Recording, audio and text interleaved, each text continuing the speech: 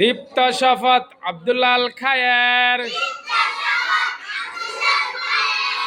আমরা শিশু কিশোর নবীন, আমরা জাতির কর্ণধার।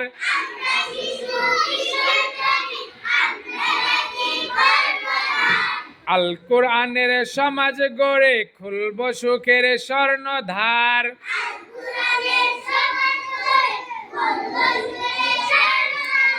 দীপ্ত শপথ হৃদয় জুড়ে করব দেশের মুক্তিপথ।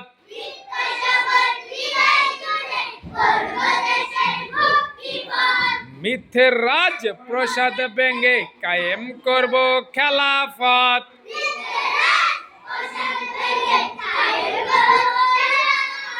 সবুজিয়া মাটির দোলাল, আমরা এবার সজাগ বেশ।